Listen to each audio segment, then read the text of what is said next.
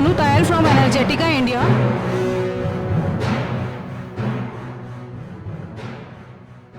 We are here at REI 2022 and with us is Mr. Vineet Mittal from Navitas Solar. Hi sir, how are you? Hello ma'am, how are you doing? Fine sir, thank you so much. Sir, first of all, we would like to know what products you are showcasing here this year. So this year we are showcasing three main products.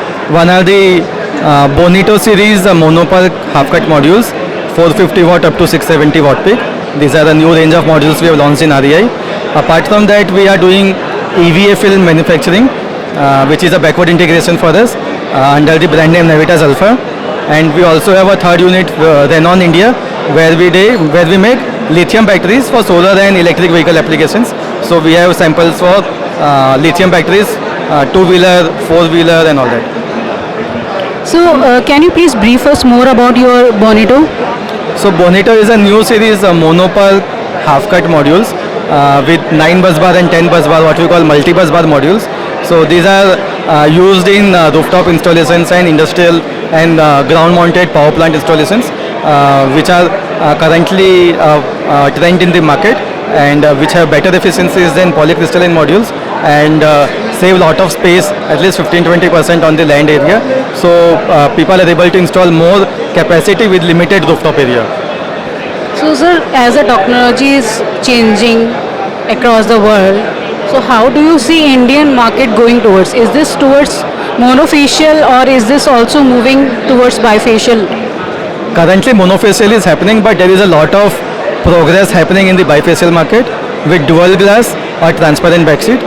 So next year we believe that at least 30-40% market will convert into bifacial and maybe about 50% a year after that, maybe year 24-25, we will see a much bigger shift from monofacial to bifacial. How normally on an average basis a monofacial module works as compared to bifacial module in Indian market? In terms of generation, bifacial modules, depending on the float surface, they will generate at least between 5% to 15% additional power at very minimal additional cost. So people are now preferring bifacial because their project cost and overall efficiency increases without changing a lot in the project. Again, depending on whether it is dual glass or transparent backsheet. If it is transparent backsheet, then there is no change in the overall design of the project. If it is dual glass, then there is certain changes in the structure. But even doing that, the generation increases beyond the additional increase in cost of bifacial. Is there a cost difference between bifacial and monofacial? It is there, but it is less than 2-3%, so it is manageable.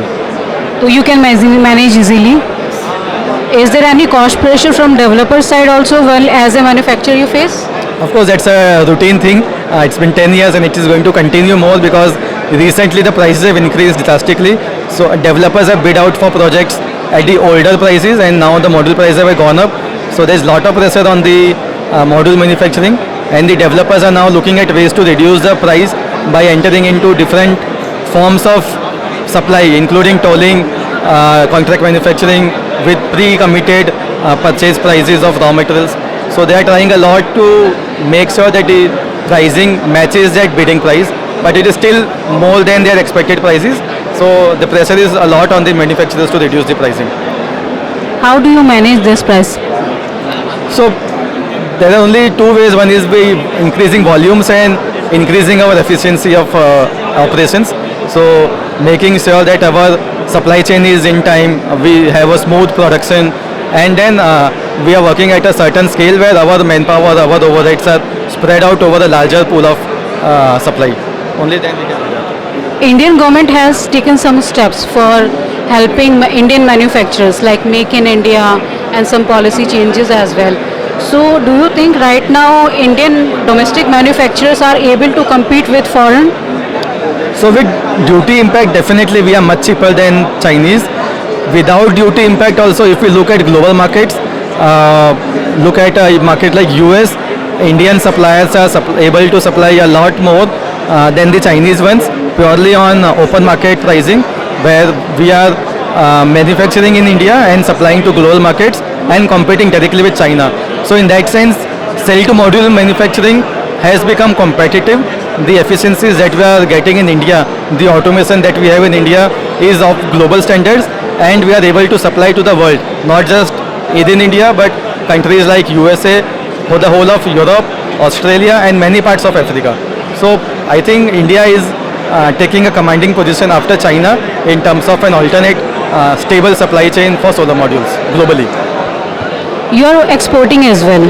to the US market, Which markets you are targeting right now? majorly US market. So while you sell your products in the domestic market and when you sell outside India, so what kind of difference you find and which market you find more interesting for you? So definitely export market is interesting. There is higher volumes in the US market. In India we are seeing about, previous year was about 11 gigawatt. This year we are expecting about 20. But US is already 50 gigawatt in this year, and they might increase to 70-75 gigawatt in coming year. So there is a huge demand supply gap in the US market, which we are trying to fulfill. In terms of pricing, also there is a slightly better bottom line working in the US market, but also it is a question of being quality conscious, because US market you can enter only if you are of global standards, you are able to clear all the certification and testing requirements. So only people who are able to give a good quality product and sustaining in the quality mindscape, only they are able to survive in the US market. So in that sense, competitive people who are good quality are able to sell in the US market. In India, slightly the preferences of price over the quality, so even mediocre companies are able to sell. But because the US market is always quality conscious and ready to give a better price for a good quality, we find that interesting for the future. So is there anything which you would like, if these things will happen in Indian market, policy terms of view or any other thing, that will help you to become Indian market also attractive as the US market? So in terms of overall market, if we talk about, we have always been talking about stability in policies. So whether it is rooftop net metering, whether it is open access approvals, if the policy is clear, the state and center work together in the development and implementation of these policies, then I think market is going to take it on its own. The overall electricity tariffs are increasing, so the industries are looking to reduce by putting out solar, and they are ready to invest on their own. They are not depending on the government. It's only a question of stable policies where government allows you to install solar in good quantities. They don't restrict you for 50% of contract demand or space limitations and things like that.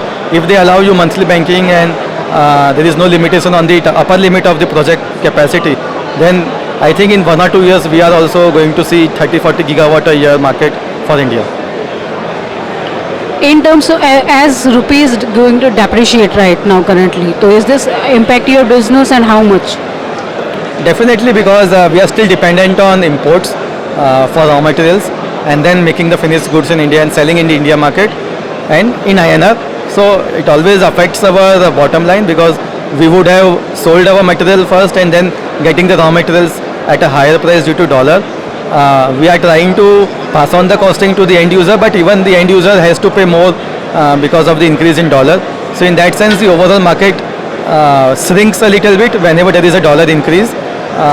But because we are still dependent on imports for major of the raw materials, there is no option. We have to follow that. We are trying to indigenize the raw material space as well by manufacturing our own EVA. In the future, we might do backstreet as well. There is a chance of doing cell line in the future. So we're trying to indigenize as much of the raw material as possible and remain away from the dollar fluctuations. But it is a long way. It's a 6 to 8 years cycle to do that. Navitas has done investments also recently and planning further as well. Can you please brief us more about this? So we did a small round of 70 million INR for our EVA manufacturing.